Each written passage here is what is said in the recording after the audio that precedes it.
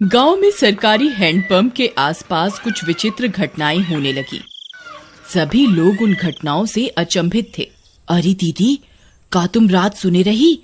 ई हैंडपंपवा खुदे चलत रहा। राती 12 बजे भला कौन पानी भरे आई? हमें तो बहुत डर लागत बा।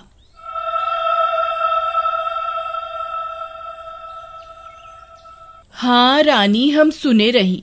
हमार रिंकिया के पापा तक कहत रही कि हम जाके देखा। हम उनके रोक लिहिस। कौन जाने का बला हुई। फिर उसी रात फिर से 12 बजते ही वह हैंडपंप खुद से चलने लगा।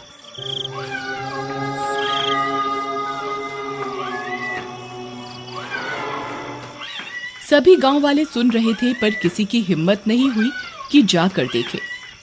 फिर सुबह होने पर, अरे मीना दीदी, चला हो, हैंडपंपवा पर पानी भरे के। हमें अकेले जाते डर लागत बा। फिर वे दोनों हैंडपंप पर जाती हैं।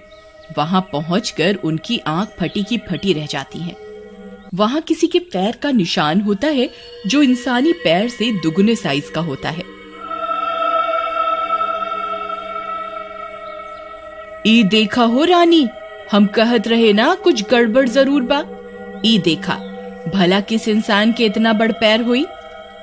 तभी वहां पिंकी आ जाती है। अरे दीदी, क्या हुआ?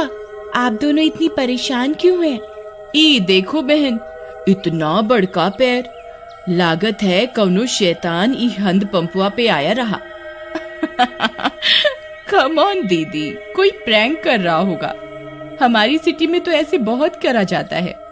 अरे आप शहर से आई रही पिंकी बहन, आप ये सब ना समझी। फिर रात होने पर हैंडपंप फिर खुद से चलने लगता है।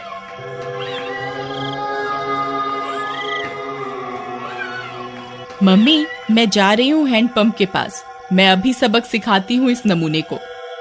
फिर जैसे ही पिंकी वहां पहुंचती है, वह दंग रह जाती है। वहां 2 सिर की एक चुड़ैल हैंडपंप चला रही होती है। पिंकी के पसीने छूट जाते हैं। आ गई? बहुत इंतजार कराया तुम गांव वालों ने। 2 दिन से कोई खोपड़ी खाने को नहीं मिली। मेरा तो सिर ही दर्द हो गया ये हैंडपंप चला चला के। कितने दिनों में एक शिकार आया है। पिंकी हाथ जोड़कर अपने घुटनों पर बैठ जाती है। चुड़ैल जी, आई एम सो सॉरी। मुझे लगा कोई गांव वालों से प्रैंक कर रहा है। मुझे माफ कर दो चुड़ैल जी। मैं तो पास के शहर में पढ़ती हूँ। इस गांव में घूमने आई हूँ।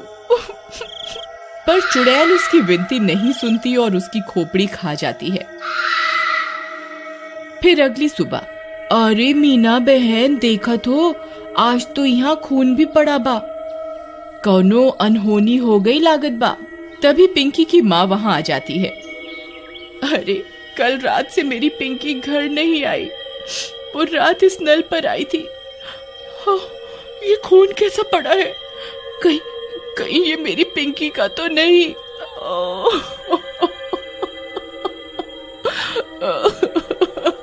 अरे भौजाई, हम उसे कल ही कहे रहे कि ज्यादा लेक्चर का झाड़ो।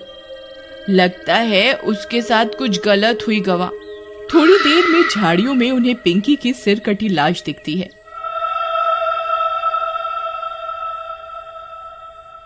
यह बात पूरे गांव में फैल जाती है। सब फैसला करते हैं कि अब से इस हैंडपंप पर कोई नहीं आएगा। फिर रात होने पर वह चुड़ैल फिर से हैंडपंप पर आकर उसे चलाने लगती है, पर कोई नहीं आता। लगता है गांव वाले चालाक बन रहे हैं। इनको किसी और तरकीब से बुलाना होगा, नहीं तो हम भूखी मर जाएंगी। हाँ, पर करें क्या? रुक जा मेरे जुड़वा सिर, अभी तुझे किसी खोपड़ी का स्वाद चखवाती हूँ। फिर वह चुड़ैल पिंकी के घर के पास पहुंच जाती है। वहां जाकर चुड़ैल पिंकी की आवाज में उसकी माँ को आवाज देती है। मम्मी, मम्मी, दरवाजा खोलो मम्मी। मम्मी। पिंकी की आवाज सुन उसकी माँ झट से दरवाजा खोलती है। वह बाहर चुड़ैल को देख पिंकी की माँ कांपने लगती है।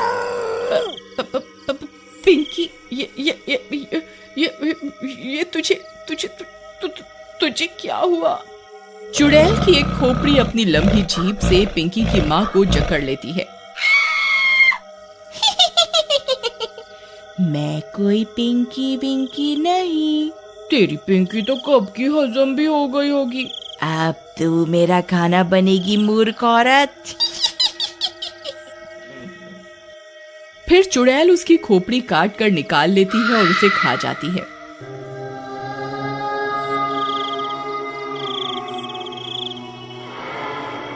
फिर सुबह होने पर पिंकी की माँ की सिर कटी लाश देखकर पूरे गांव में हाहाकार मच जाता है। किसी को कुछ समझ में नहीं आता कि ये कौन कर रहा है और क्यों कर रहा है।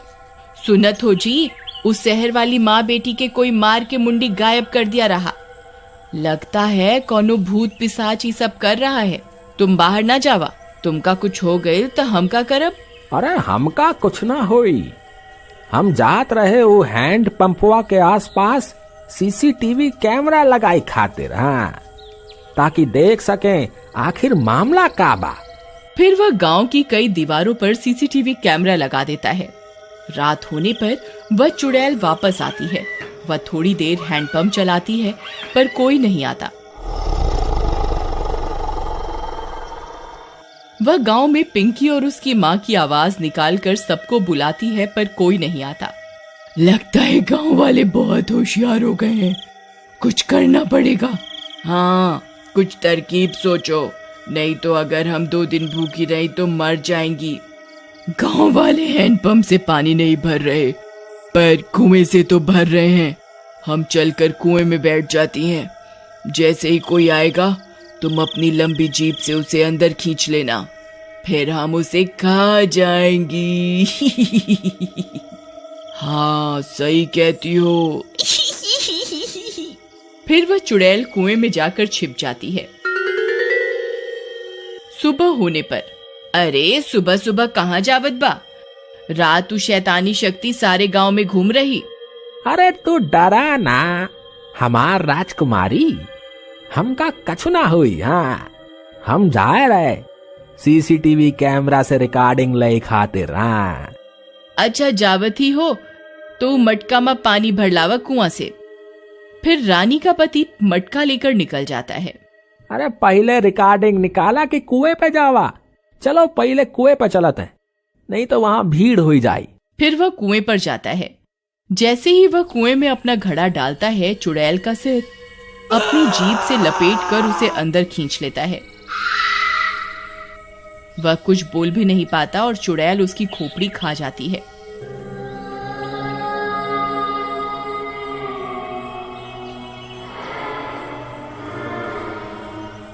कुछ देर में गांव वालों को उसकी सिर कटी लाश कुएं में दिखती है।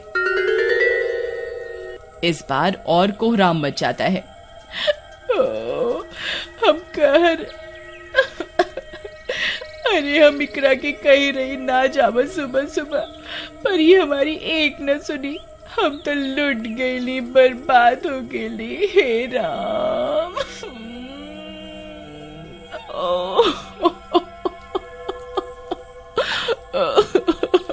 पर तुहार पति सुबह सुबह आया क्या करने रहा? फिर रानी ने बताया कि उसके पति ने सीसीटीवी कैमरे लगाए थे गांव में, जिससे यह पता चल सके कि आखिर मामला क्या है। फिर वे सब गांव वाले सीसीटीवी कैमरे से रिकॉर्डिंग निकालते हैं, टीवी पर चलाते हैं और चुड़ैल का सारा सच उनके सामने आ जाता है। वे यह भी सुन लेते हैं कि अगर वे चुड़ैल 2 दिन भूखी रही तो मर जाएंगी। गांव वालों, हमारे सामने एक बहुत खतरनाक दुश्मन है। इसे हराने के लिए हमें बस ये करना है कि हम 3 दिन तक अपने घरों में कैद रहें, नहीं तो ये 2 मुंडी वाली चुड़ैल कई और लोगों को अपना शिकार बना लेगी। मैं गांव में 3 दिन के लॉकडाउन का ऐलान करता हूँ। लॉकडाउन होने के बाद वे चुड़ैल 2 दिन तक गांव में आई अपना शिकार पकड़ने के लिए। उन्होंने कई तरकीबें लगाई पर कोई अपने घर से बाहर नहीं आया और वे दोनों चुड़ैल मर गईं।